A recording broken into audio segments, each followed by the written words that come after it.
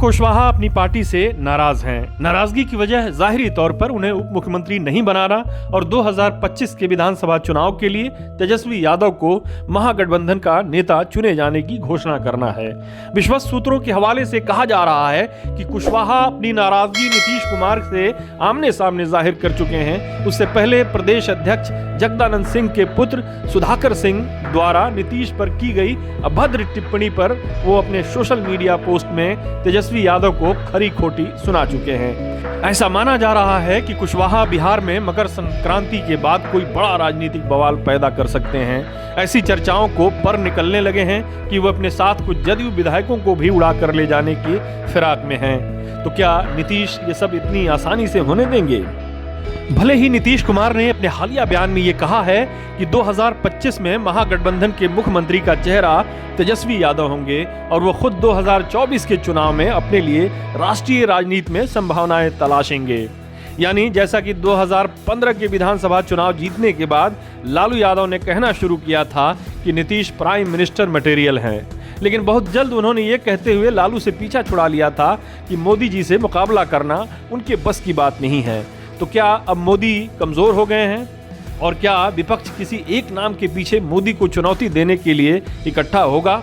और जो काम 2019 में करना नीतीश के बस में नहीं था तो क्या वो अब कर सकते हैं?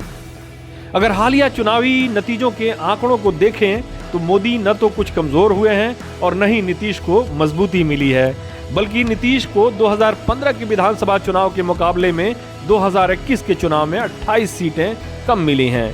इसे तो मजबूती नहीं कहा जा सकता है।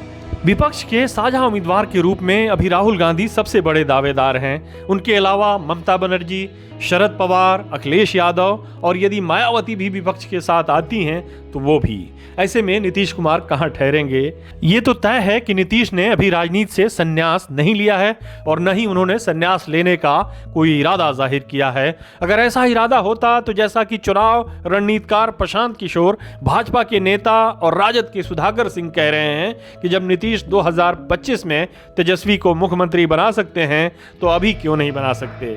इस बात में इसलिए भी दम है कि वो कोई नए मुख्यमंत्री नहीं बने हैं। वो सबसे अधिक दिनों तक कुर्सी पर विराजमान रहने वाले देश के गिने चुने मुख्यमंत्रियों में से एक हैं। लालू यादव सार्वजनिक तौर पर कह चुके हैं कि 2014 में लोकसभा चुनाव में बीजेपी की अप्रत्याशित जीत के बाद जब नीतीश और उनके बीच साथ मिलकर 2015 विधानसभा चुनाव लड़ने की बात चल रही थी तो नीतीश ने कथित तौर पर उनसे कहा था कि अब हम लोगों का जमाना खत्म हो गया है। तेजस्वी और तेज प्रताप की तरफ इशारा करते हुए कहा था कि अब इनका जमाना है, अब यही लोग राजनीति संभालेंगे। लेकिन नीतीश कुमार ने जो किया वो सबको मालूम है। चुनाव रणनीतिकार प्रशांत किशोर जो आजकल बिहार में स्वराज यात्रा पर निकले हैं, जब वो नीतीश कुमार की पार्टी का हिस्सा थे तब भी नीतीश ये कहते थे कि पीके जदयू की अगली पीढ़ी के नेता हैं।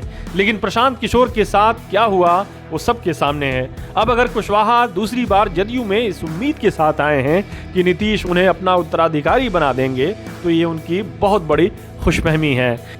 लेकिन कुशवाहा भी कोई कच्चे खिलाड़ी नहीं हैं, उन्हें भी इस बात का एहसास है। दरअसल बीजेपी गठबंधन में वापस जाने के लिए जिस प्लेटफॉर्म की उन्हें तलाश थी वो प्लेटफॉर्म शायद उनको मिल चुका है। उनकी महत्वाकांक्षाएं बड़ी हैं। वो महागठबंधन में नंबर 2 या नंबर 3 बनकर नहीं रहना चाहते। वो किसी भी तरह तेजस्वी यादव से अपना कद छोटा करना नहीं चाहते हैं। इसलिए उन्होंने ढके छुपे अंदाज में ही सही अपने उप मुख्यमंत्री का दावा पेश कर दिया है। वो सिर्फ जदयू संसदीय बोर्ड का अध्यक्ष बनकर नहीं रहना चाहते।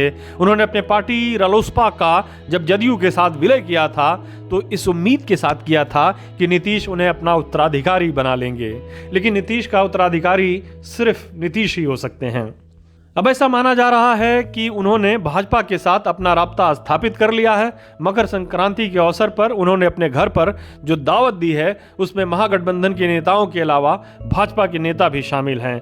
सूत्रों के हवाले से छपी खबरों के मुताबिक उन्होंने हालिया दिनों में भाजपा से बातचीत के चैनल खोल लिए हैं और हालिया दिनों में बीजेपी के एक बड़े नेता से उनकी मुलाकात हुई है।